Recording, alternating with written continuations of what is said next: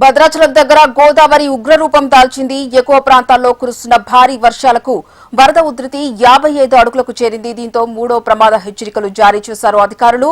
భద్రాచలం నుంచి చెర్ల, వెంకటాపురం, వాచేడు మండలాలకు రాకపోకలు నిలిచిపోయాయి. ఇప్పటికే బూర్గంపాడు మండలం సారపాక బసప్ప క్యాంప్ కాలనీని వరద నీరు చుట్టుముట్టింది. అధికారులు ఎప్పటికప్పుడు పరిస్థితిని సమీక్షిస్తున్నారు. లోతట్టు ప్రాంత ప్రజలను అప్రమత్తం చేశారు. దాదాపు ఇటు ఒరిస్సా, ఛత్తీస్గఢ్ నుంచి అట్లాగే ఆంధ్ర నుంచి వచ్చేటువంటి మొత్తం కూడా వాహనాలు నిలుపుదల చేయడం అనేది జరిగింది. మరి ఈ రోడ్డు మొత్తం కూడా బ్లాక్ అయినట్టు పరిస్థితుంది. అట్లాగే భద్రాచలం పట్టణంలో కూడా ఇవాళ అధికారులు ముందస్తు చర్యలు తీసుకోకపోవడంతో, నిర్లక్ష్యంగా ఉండడంతో ఇవాళ ఏదైతే స్లూయిజులు ఉన్నాయో ఆ స్లూయిజుల నుంచి వాటర్ అనేది లీక్ అయ్యి భద్రాచలం పట్టణంలోకి ఇవాళ నీళ్లు వచ్చినటువంటి పరిస్థితి. విస్తా కాంప్లెక్స్ మొత్తం కూడా, అలాగే అన్నదాన సత్రం కూడా ముంపుకు గురైనటువంటి పరిస్థితి కనబడతా ఉంది. అలాగే సుభాష్ నగర్ కాలనీ చివరి ప్రాంతంలో ఇటీవల కాలంలో ప్రభుత్వం ఎక్స్టెన్షన్ చేసినటువంటి కరకట్ట దాదాపు 3 ఏళ్లుగా నిర్మాణం జరుగుతూనే ఉంది, నత్తనడక నడుస్తూ ఉంది. పదే ప్రభుత్వానికి చెప్పినప్పటికీ ఆ కరకట్టని పూర్తి చేయకపోవడం ఫలితంగా ఇవాళ పట్టణంలోకి నీళ్లు వచ్చి ఆ ప్రాంతం అంతా కూడా మునుగుతున్నటువంటి పరిస్థితి కనబడతా ఉంది.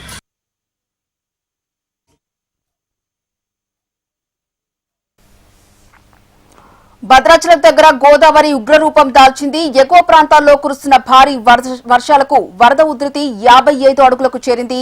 దీంతో మూడో ప్రమాద హెచ్చరిక జారీ చేశారు. ఇదే అంశానికి సంబంధించి మరింత సమాచారం మా కరెస్పాండెంట్ రవికిరణ్ ఫోన్ లైన్ ద్వారా అందిస్తారు. రవికిరణ్, లోతట్టు గోదావరి ఉగ్రరూపం దాల్చడంతో లోతట్టు ప్రాంతాలన్నీ కూడా జలమయమైనట్టుగా తెలుస్తోంది. దీనికి సంబంధించి అధికారులు ఎలాంటి ఏర్పాట్లు చేశారు?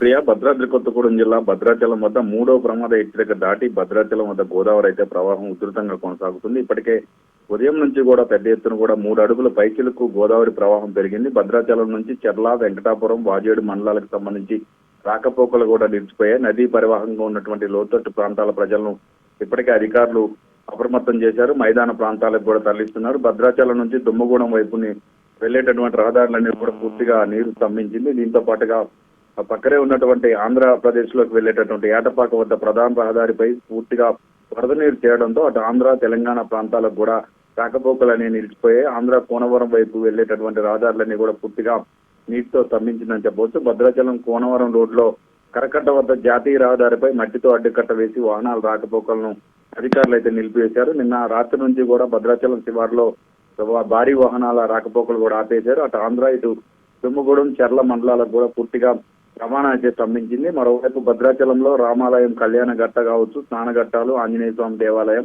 సుబ్రహ్మణ్యేశ్వర స్వామి దేవాలయం వరకు కూడా పూర్తిగా నీరు అనేది చేరింది. గోదావరి వరద మరింత పెరిగే అవకాశం ఉండడంతో పూర్తి స్థాయిలో లోతట్టు ప్రాంతాల ప్రజలందరూ కూడా మైదాన ప్రాంతాలకు తరలించారు. ఇప్పటికే దుమ్మగూడెంలో కావచ్చు, చెర్లలో కావచ్చు, భద్రాచలం పట్టణంలో కావచ్చు ఇప్పటికే పునరావాస కేంద్రాలను ఏర్పాటు చేశారు. మరో 3 అడుగుల వరకు పెరిగి వరద తగ్గే అవకాశం ఉన్నట్టుగా అధికారులు అంచనా వేస్తున్నారు. పట్టణంలో ఎలాంటి వరద ముంపు లేకపోవడంతో భద్రాద్రి వాసులు అయితే ఊపిరి పీల్చుకున్నారు. ప్రస్తుతం అయితే పేరూరు వద్ద కొంత తగ్గినట్టుగా తెలుస్తుంది. ఎగువ ప్రాంతాల్లో కురుస్తున్నటువంటి భారీ వర్షాలతో వరద అంతా కూడా ఒక్కసారిగా ఫ్లో అవుతుంది. మరోవైపు చెర్ల మండలం వీరాపురం గ్రామంలో పరివాహ ప్రాంతంలో చాలా వరకు కూడా లంకలో చిక్కుకొని పశువులు కూడా బయటికి రాని పరిస్థితుల్లో పోలీసులు, రెవెన్యూ అధికారులు రెస్క్యూ చేసి అర్ధరాత్రి వరకు కూడా వాటిని బయటికి తీయడం జరిగింది. ప్రస్తుతం ముంపు మండలాలకు సంబంధించి కూడా ఇటు కోనవరం, అలాగే ఆ పక్కనే ఉన్నటువంటి ప్రాంతాలన్నీ కూడా పూర్తిగా నీరు స్తంభించింది. ఎటు వచ్చే పరిస్థితి లేదు. పేరూరు దగ్గర తగ్గుముట్టం పట్టిన నేపథ్యంలో ఇటు భద్రాచలం వరకు కూడా మరొక 2 లేదా 3 గంటల్లో కొంత తగ్గే అవకాశం ఉన్నట్టుగా అధికారులు అయితే అంచనా వేస్తున్నారు. పూర్తిగా దుమ్మగూడెం, అలాగే ఏటపాక ప్రాంతాలకు ఎటు వెళ్లాలన్నా కూడా భద్రాచలం పట్టణం నుంచి పూర్తిగా రాకపోకలన్నీ నిలిచిపోయాయి. కరకట్ట వద్ద కూడా కొంత ఇప్పటికే అధికారులు అన్ని రకాల ఏర్పాట్లు చేస్తున్నారు. లోతట్టు ప్రాంతాల ప్రజలు వెంటనే మైదాన ప్రాంతాలకు తరలించడంతో పాటుగా లోకల్ గా ఉన్నటువంటి వాళ్ళు ఎవరైనా ఇబ్బంది పడుతున్నట్టయితే వెంటనే పునరావాస కేంద్రాలకు వెళ్లే విధంగా అన్ని రకాల ఏర్పాట్లు కూడా చేశారు. రేపు మధ్యాహ్నం వరకు కూడా ఇదే విధంగా వరద ఉండే అవకాశం ఉన్నట్టుగా అంచనా వేస్తున్నారు. ఈ రోజు 57 అడుగులు మూడవ ప్రమాద హెచ్చరిక దాటి వరద అయితే ప్రవాహం కొనసాగుతుంది. రాత్రి 12 గంటల నుంచి కూడా 2వ ప్రమాద హెచ్చరిక దాటి ఈ రోజు 3వ ప్రమాద హెచ్చరిక వరకు కూడా వరద నీరు దాటిందని చెప్పవచ్చు. ఓ పక్క గోదావరి పొంగిపోతుంటే చేపల వేటగాళ్ళు ఎవరు కూడా దాటే ప్రయత్నాలు చేయొద్దని సీఏ కూడా ఇప్పటికే తెలిపారు. లోకల్ గా ఉన్నటువంటి అధికారులను కూడా ఇప్పటికే కలిశారు. మావోయిస్ట్ ప్రభావిత ప్రాంతాలను కూడా పూర్తి స్థాయిలో ఆ ప్రాంతాల్లో కూడా పోలీసులు, రెస్క్యూ టీమ్స్ కూడా పరిశీలిస్తున్నారు. ఎక్కడ ఎటువంటి ఇబ్బంది కలగకుండా పూర్తి స్థాయిలో పునరావాస కేంద్రాలను ఏర్పాటు చేశారు. భద్రాచలంలో 9, దుమ్మగూడెంలో 5, చెర్లలో 8 పునరావాస కేంద్రాలు ఏర్పాటు చేశారు.